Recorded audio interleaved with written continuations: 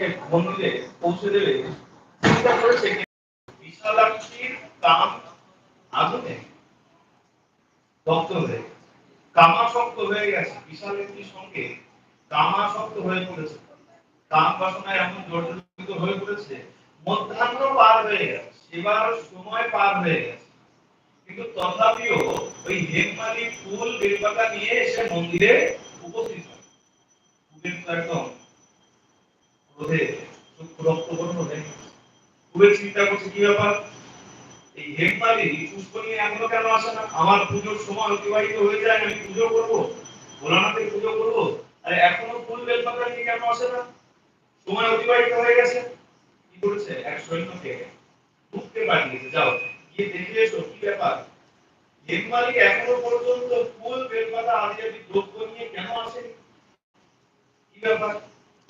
যখন দুধ গিয়েছে, গিয়ে দেখছে যে হেমমালি পত্নীর সঙ্গে কামাসক্ত। যথারীতি কুবেতে মহারাজকে সংবাদ দিয়েছে, মহারাজ এমন এমন ব্যাপার। সেখানে গিয়ে দেখলাম যে হেমমালি তার পত্নী বিশালাক্ষীর সঙ্গে কাম বাসনায় জর্জরিত হয়েছে। আবার পুনরায় দুধ পাঠিয়েছে, যাও তাড়াতাড়ি যাও আর গিয়ে ওই হেমমালিকে আমার সামনে উপস্থিত করো। আমি জানি না কি আছে কি নেই, কিন্তু তাকে অতি অবশ্যই আমার সামনে এনে উপস্থিত করো। যখন আবার পুনরায় দুধ পাঠিয়েছে, আর দুধ কি করেছে, যখনই সংবাদ দিয়েছে হেমমালি এবার বুঝতে পেরেছে, আমি তো বড় অপরাধ করে ফেলেছি। সেবার পুষ্প, সেবার বিল্লপত্র আমি চয়ন করেছিলাম ঠিকই, কিন্তু পত্নীর কাম বাসনায় আমি তো অন্ধ হয়ে গেছি। কাম বাসনার জেরে আমার তো এই পুষ্প পৌঁছে দেওয়া হয়নি, মহারাজের সেবার সময় অতিবাহিত হয়ে গিয়েছে। তো অনুশোচনা করে অপরাধ বুঝতে পেরে তখন এসে মহারাজ গণপতি কুবেরের সামনে এসে দাঁড়িয়েছে, যক্ষরাজ কুবেরের সামনে এসে দাঁড়িয়েছে। এই কুবের এমন ক্রোধ হয়েছে, অভিশাপ দিয়েছে। আমি তো অভিশাপ দিচ্ছি, সেবার পুষ্প তাও তুই এত বিলম্ব করে আনলি, আমার সেবার সময় অতিবাহিত হয়ে গেল। কাম বাসনায় যখন মোহিত ছিলি, যা আমি তোকে অভিশাপ দিচ্ছি, সে কুষ্ঠ রোগে জর্জরিত। আর হে পাপিষ্ঠ, তুই গিয়ে অধোজনি লাভ। তো যক্ষ হয়ে রয়েছিস, আমার রাজধানীতে রয়েছিস, আমার প্রজা হয়ে রয়েছিস, আর তার যখন মর্যাদায় দিলি না, তুই গিয়ে অধোজনিতে জন্ম গ্রহণ। যথারীতি যখন অভিশাপ দিয়েছেন, তাহলে দেখো আগেকার সময়ে কথার দাম ছিল।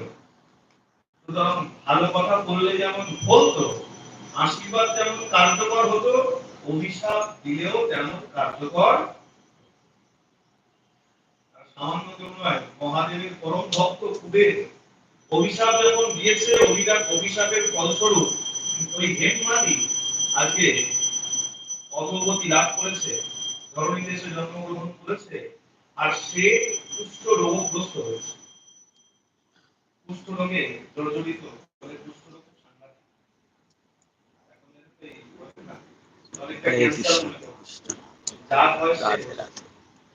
যেমন ভেতরে ভেতরে যন্ত্রণায় মানুষ বাঁচতে পারে না, ঠিক বলে কুষ্ঠ গায়ের থেকে মাংস পচে পচে কেমন অভিশাপ চিন্তা।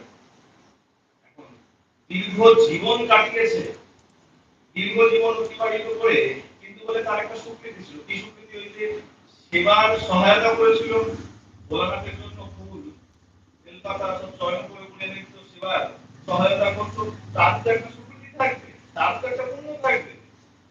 আজকে যদি সে না এনে দিত, কুবেরের পক্ষে সম্ভব ছিল না যে সেবা পূজা করে, তাহলে তাকে গিয়ে চয়ন করে আনতে হবে।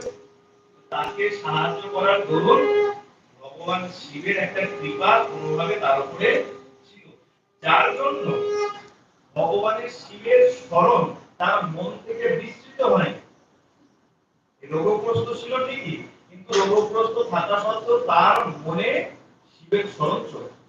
আর বলে দেখো, শিব নাম এই শব্দ দুই অক্ষর উচ্চারণ করলেই পূর্ণ হয়। শিবের আরাধ্য সেবা পূজা করলে তো অন্য সব পূর্ণ তো হয়েছে, বলা হচ্ছে শিব এই শব্দটা উচ্চারণ করলেই পূর্ণ হয়। সেই শিবের কৃপা